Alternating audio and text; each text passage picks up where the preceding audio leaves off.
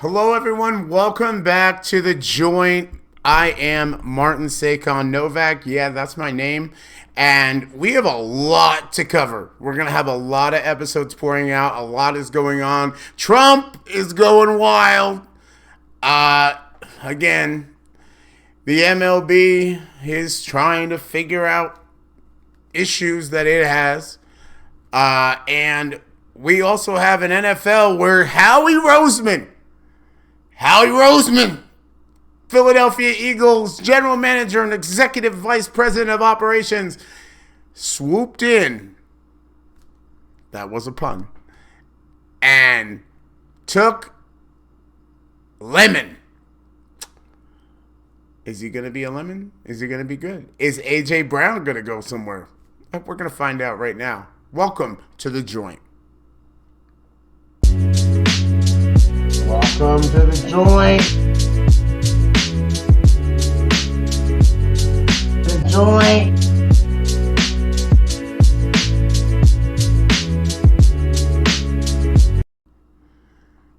So the Philadelphia Eagles, they go heavy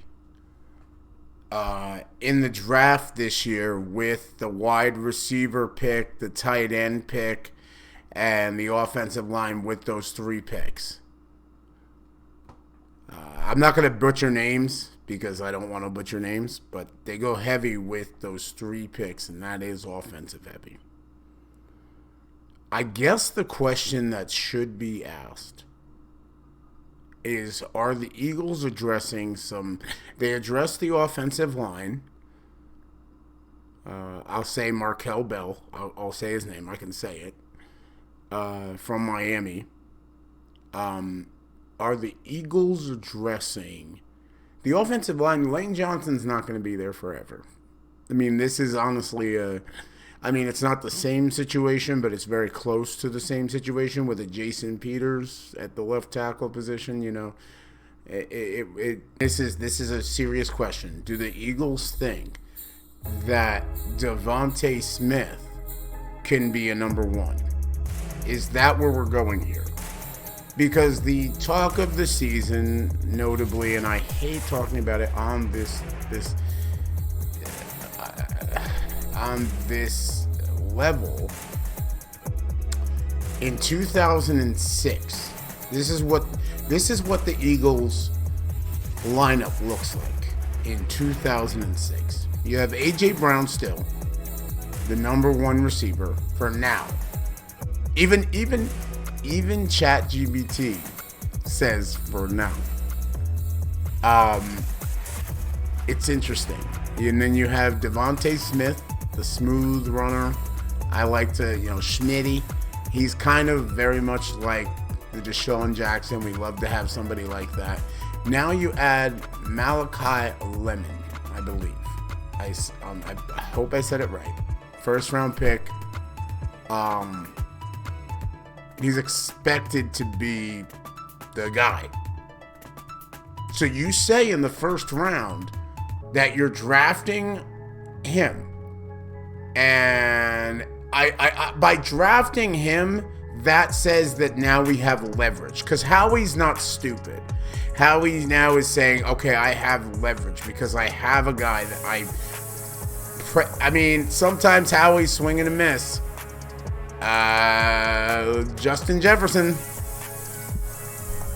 Still thinking about that, Howie. Still thinking about that one. Swing and a miss. Went for the wrong wide receiver in that one.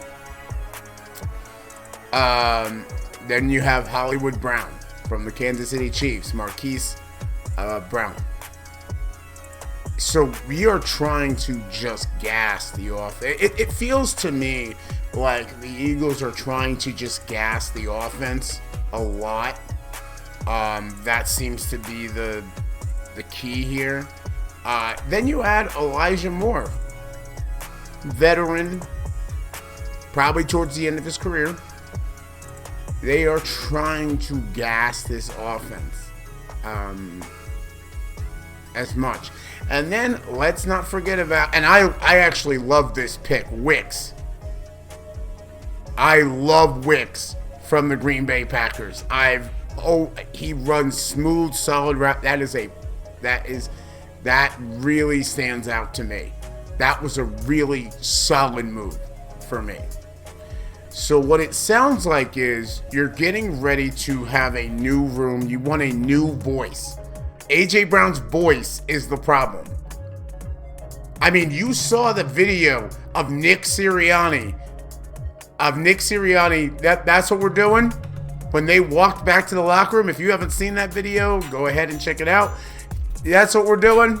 And it was right with AJ Brown when he dropped that slant route pass. That's an easy. I still to this day wonder if AJ just dropped that on purpose. That's been a go-to route. Even under a crap offense, even under the crappiest offense, AJ should be able to catch that pass. That's baffling to me.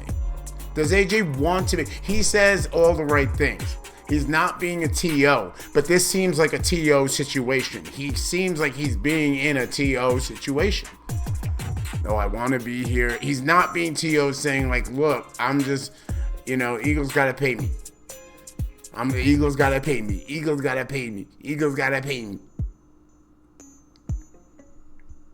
This seems like a different situation where AJ Brown, who said he was happy to be in Philadelphia, who has protested several times that he's happy to be in Philadelphia. I don't know.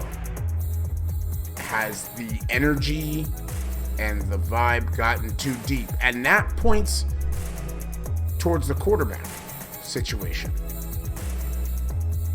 Is Jalen that type of guy that I got paid and now I don't give a damn?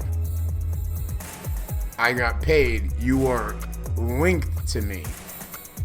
This contract is so linked to me. There is nothing if I don't like something, I will just say, I don't like it, and you're gone, not me. Because I got paid so much. Now, not to insult the Super Bowl winning quarterback. And I have Jalen's rookie jersey thanks to a friend of mine. This is concerning. There is an underlying power structure within the Philadelphia Eagles that seems to be a problem. Nick Sirianni says, I'm the head coach. Last year, he gets interviewed a question, so what is your job? If you're not calling offensive plays, what is your job? I'm the head coach. So I think that we all know that Nick Sirianni is a people person. That's his job. He is to work with players, and believe in the dream. Believe in the dream. Believe in the movement. But he's not calling plays, supposedly. And Big Dom took a big shot last year. Everybody was excited about Big Dom. And Big Dom has been notedly on record saying that he has to control Nick Sirianni because Nick Sirianni gets upset at players, and players do not react to that.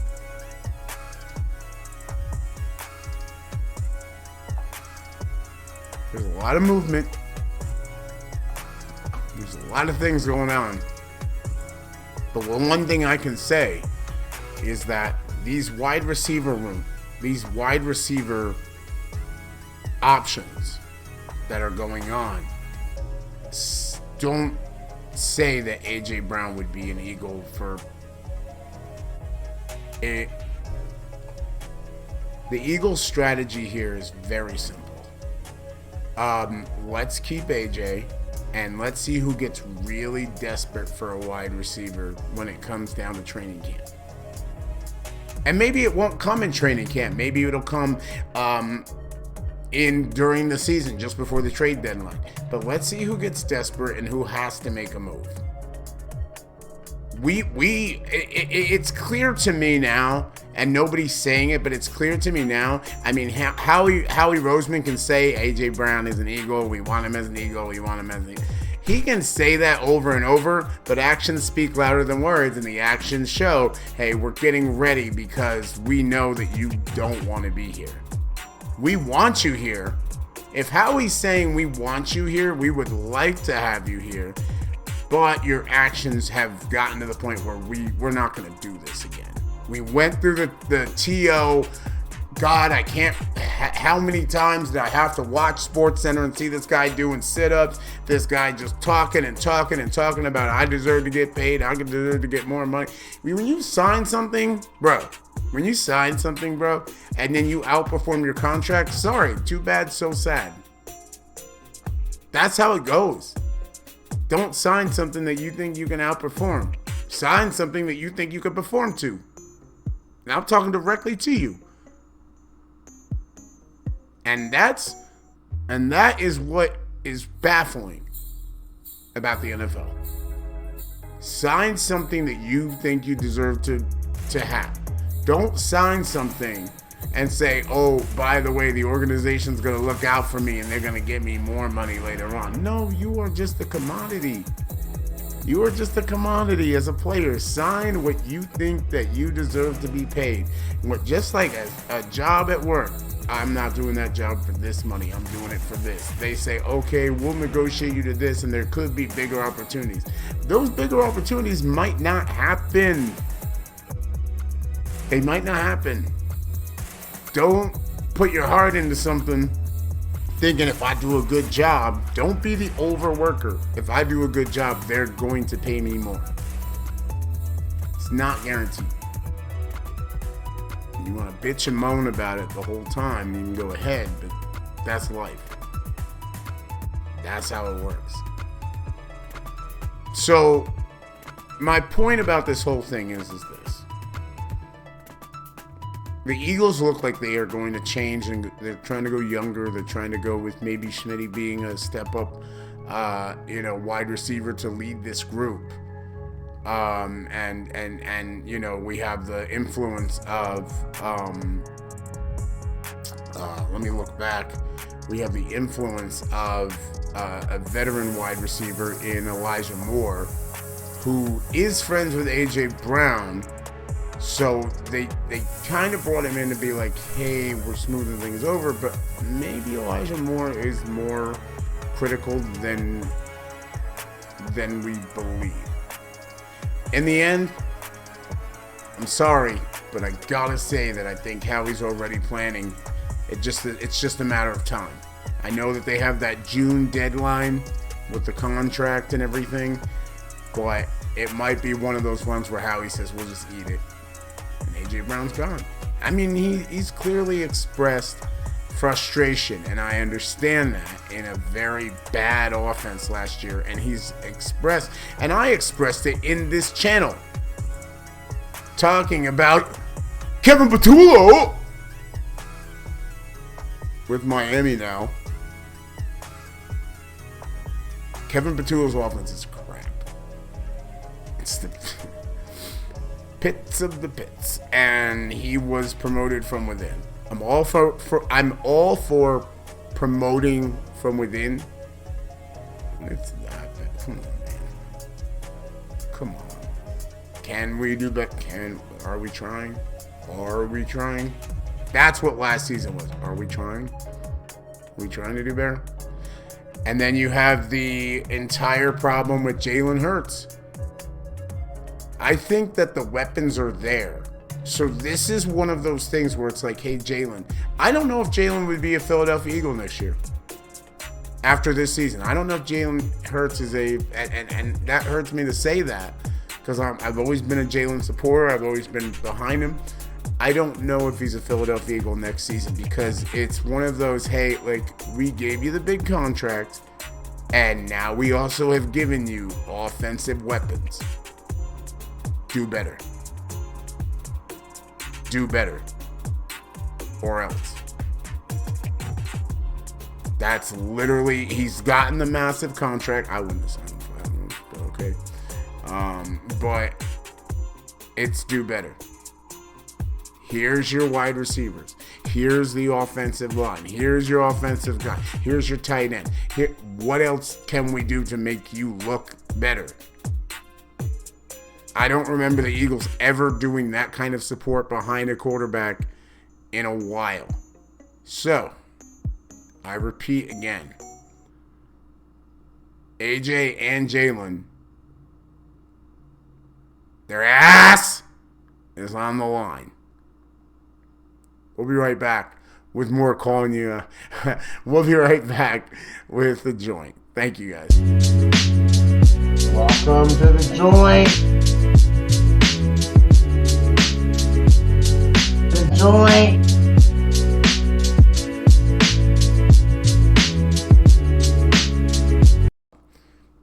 Welcome back to The Joint, everybody. We're going to be talking about MLB attendance levels, and I really would love to have Julian Ghilardi on here to talk about that. But we got a little bit of a crosshair, so hopefully he's back on. He'll talk about this on Thursday. The MLB, Miami, 40,000 lower in attendance. The Miami Marlins, 40,000 lower in attendance, and but they're a scrappy offense. They're not doing too bad as of this recording. So they're a scrappy offense, but they don't have premier players. So there's no premier. I want to go. I'm not a baseball guy. Test to be a baseball guy, so, but who is on their offense, even if I wasn't a baseball guy, it's like, oh, I'm running out to go see.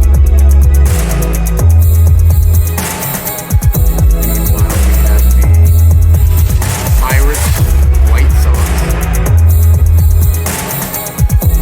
The team roster is just not good.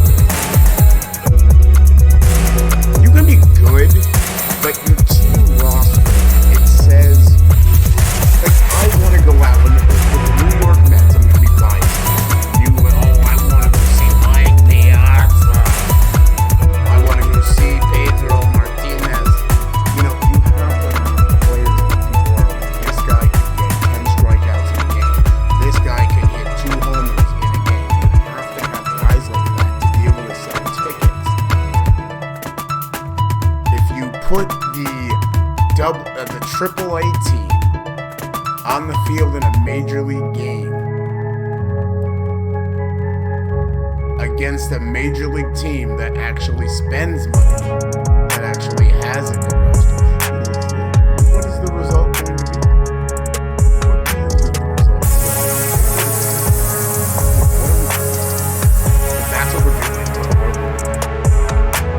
So, apparently the Pirates are White Sox still.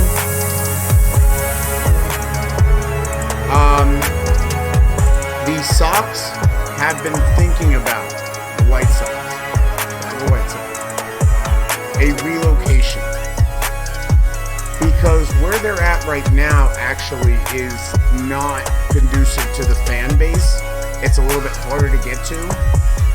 So I don't know much about the relocation, but I just want to throw it out there. The Sox are thinking about a relocation.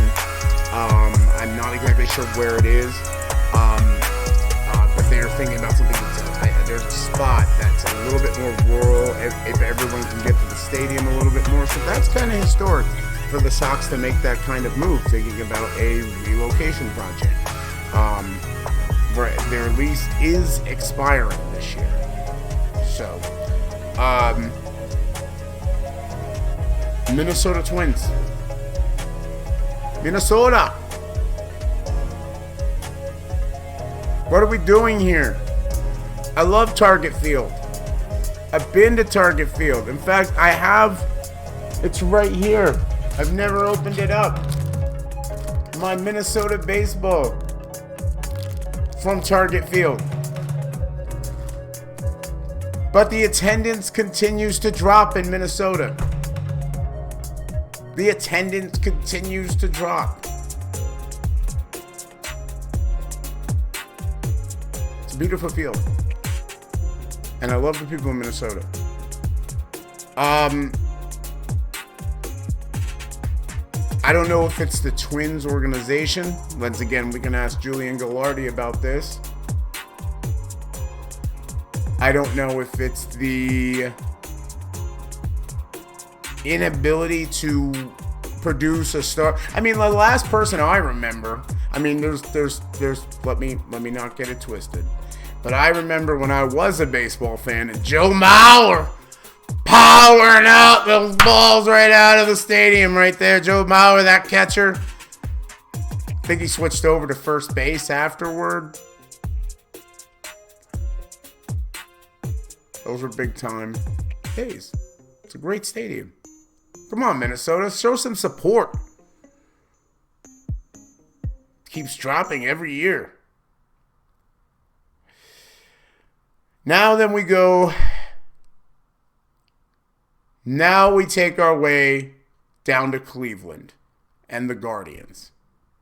The Guardians' attendance is dropping because the population in Cleveland is dropping. And to be honest with you, who would want to live in Cleveland? Sorry, Cleveland. But I know you got LeBron James. Well, you had him and then he decided to leave to get more money. And then he left and wanted to live the high life to get more money. And now he's just LeBron James. Yeah, I know that was a little tacky, but it is what it is. So you have the Cleveland Guardians. The population's dropping because people are moving out of Cleveland. And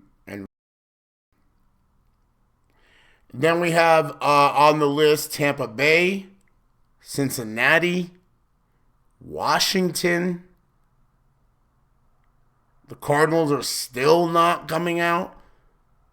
The Cards fans, the St. Louis Cardinals fans that used to pack that stadium and it was loud, they are not coming out due to crime and a decline in the population by 26,000.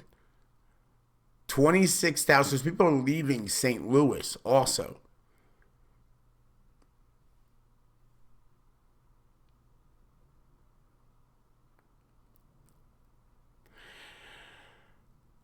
When we come back,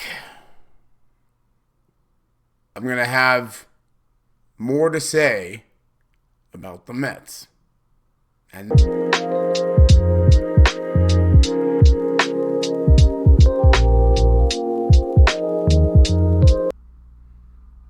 well, welcome back to The Joint. I am your host, Martin Sakon Novak. And, I said I was going to talk about the Mets, but I here's what I got to talk about first in this recording. It's been really bad for the Boston Red Sox. For a team that a stadium. Yeah, it's bad. So their record, as of this recording, was 10-17, which is well below the average of a performance. Like you are in baseball, if that's the direction that you're headed, you are going to probably end up losing almost 100 games, close to 100. If that's that can't happen. That just can't happen. Last in the ALC East. They were expected to be a playoff team, like a dominant playoff team. And wow, instead they are one of the worst teams. The Boston Red Sox, one of the worst teams in baseball today. The offense did not seem like it could get going.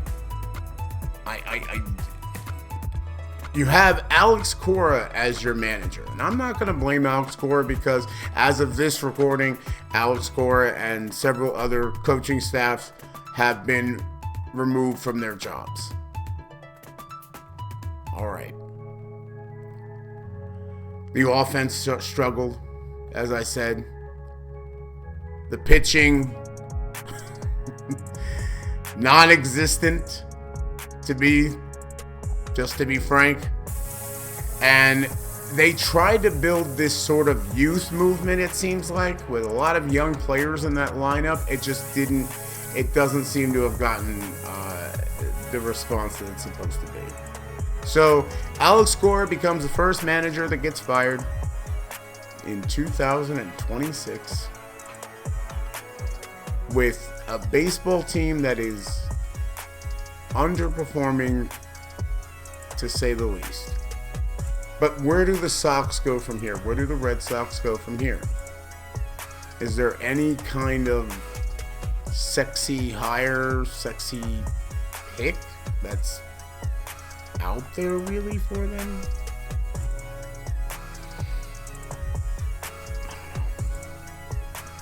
But what I do know is that the Red Sox, with that Yankees lineup, the Yankees look like they're back. The Yankees look like they're ready to go on a tear. These are kind of, what would I say, sort of the angry Yankees. We'll be back with more on The Joint. Welcome to The Joint. The Joint.